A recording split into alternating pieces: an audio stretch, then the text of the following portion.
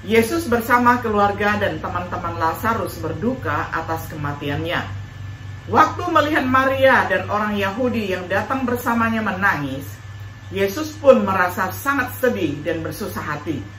Dia bertanya kepada Maria dan Marta, "Di mana kalian menguburkannya?"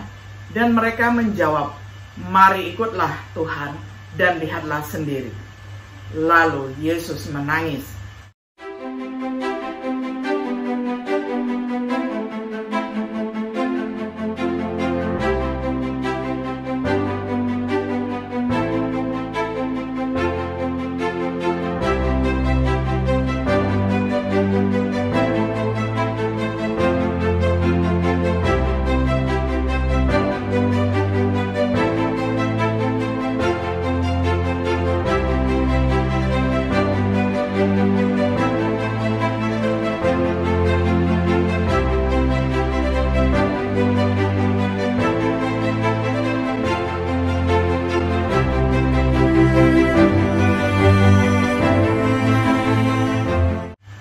Shalom sahabat Biblika yang dikasih oleh Tuhan. Senang sekali kita dapat berjumpa kembali pada hari ini dengan acara refleksi sahabat Biblika. Kita tiba pada episode yang ke-19 di dalam serial pembahasan Kitab Roma dengan tema Orang Kristen yang berempati. Kita akan membaca ayat firman Tuhan dari Kitab Roma 12 ayat 15. Saya akan bacakan untuk kita semuanya di dalam terjemahan sederhana Indonesia.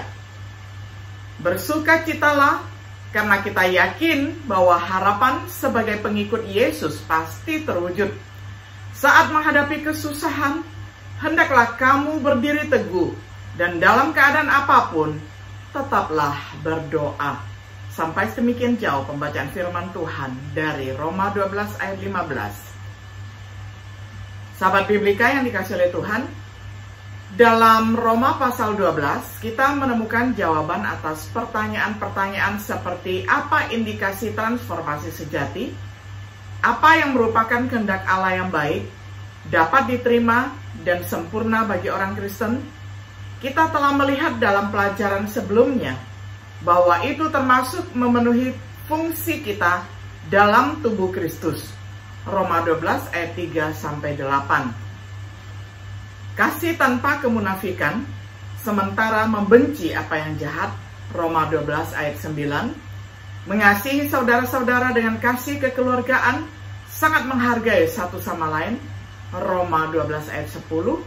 Melayani Tuhan dengan rajin, dengan semangat yang menyala-nyala, Roma 12 ayat 11. Bersukacita dalam pengharapan, bersabar dalam kesengsaraan, bertekun di dalam doa, Roma 12 ayat 12, memiliki persekutuan dalam kebutuhan orang-orang kudus, menunjukkan keramahan terhadap orang asing, Roma 12 ayat 13, untuk memberkati mereka yang menganiaya kita, Roma 12 ayat 14.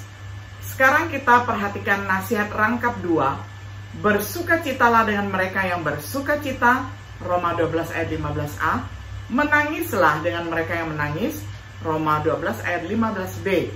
Dalam teks ini kita dipanggil untuk menunjukkan kebajikan empati terhadap satu sama lain. Apa yang diperlukan ini akan menjadi fokus penelitian kita pada refleksi Biblika kali ini.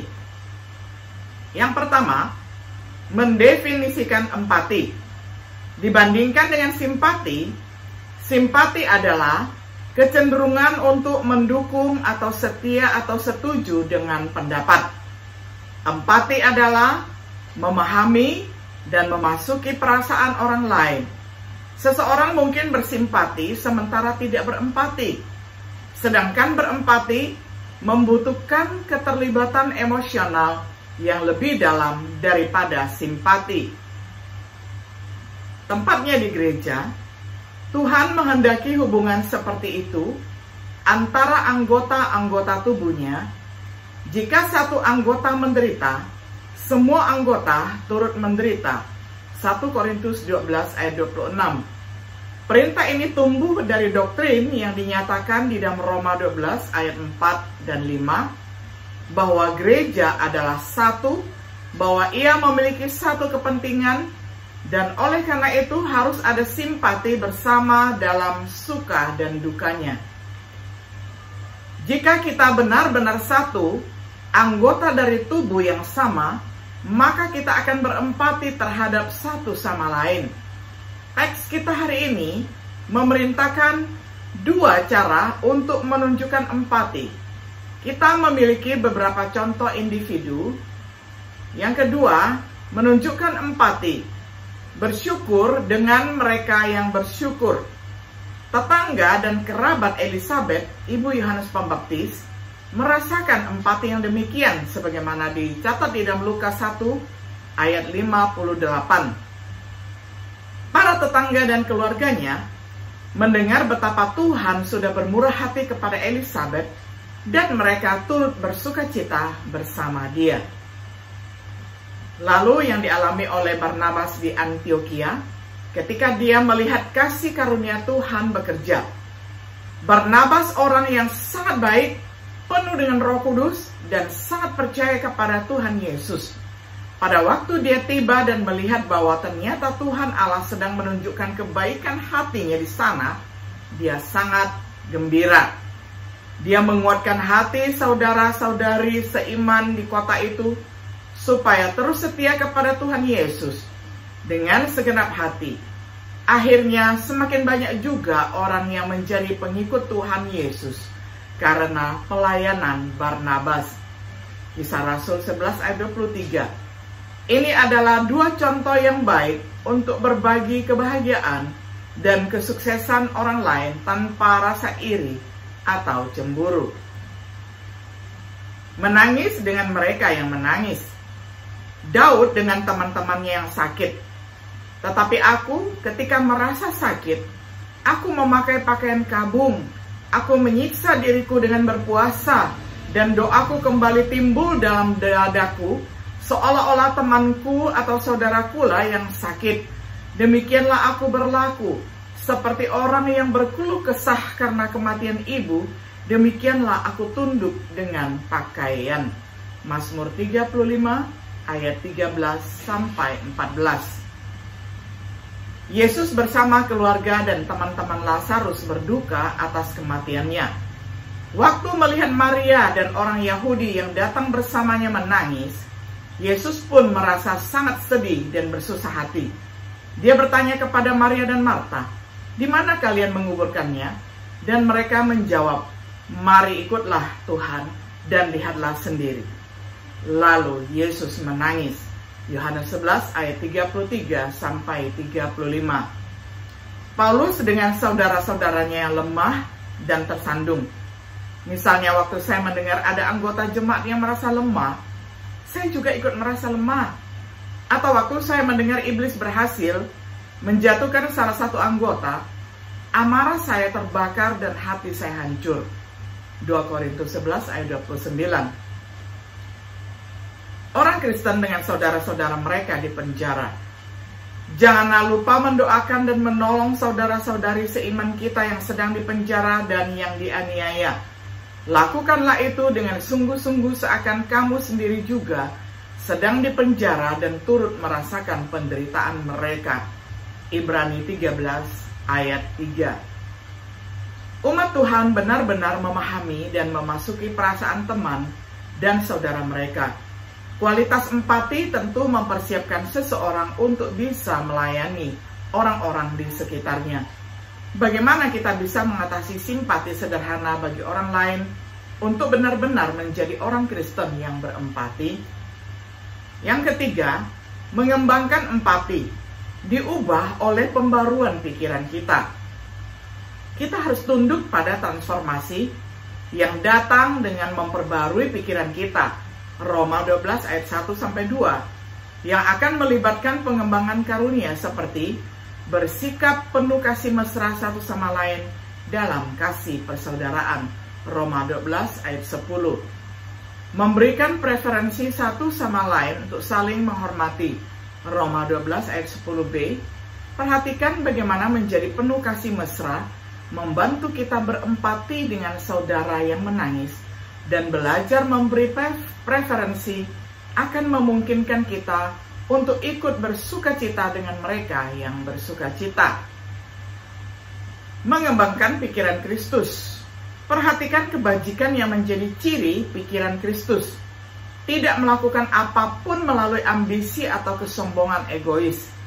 Dalam kerendahan pikiran, menghargai orang lain lebih dari diri sendiri. Memperhatikan kepentingan orang lain. Perhatikan tujuan memiliki pikiran Kristus. Saya mendorong kalian untuk selalu hidup rukun dan sehati, saling mengasihi, serta bekerja sama dengan kompak. Dengan begitu, kamu semua akan membuat saya semakin bersukacita. Filipi 2 ayat 2. Untuk menjadi sepemikiran, untuk memiliki kasih yang sama, untuk menjadi satu kesepakatan, satu pikiran. Perhatikan apa yang diperlukan untuk memiliki pikiran Kristus, untuk mengalami penghiburan dalam Kristus, kenyamanan kasih, persekutuan Roh Kudus, kasih mesra, belas kasihan, dan penuh kegembiraan. Saat seseorang mengembangkan pikiran Kristus, tidak akan ada iri hati atau kecemburuan untuk mencegah empati yang sejati. Dengan pikiran Kristus, kita akan dapat benar-benar bersukacita dan menangis bersama saudara kita yang menangis. Sebagai kesimpulan, adalah kehendak Allah yang baik, dapat diterima dan sempurna, bahwa orang-orang Kristen menjadi suatu umat yang senang ketika orang lain bergembira, yang tergerak ketika orang lain menangis, karena hanya dengan begitu, kita dapat berguna dalam berbagi sukacita dan penghiburan Kristus dengan orang lain. Apakah kita benar-benar orang yang berempati?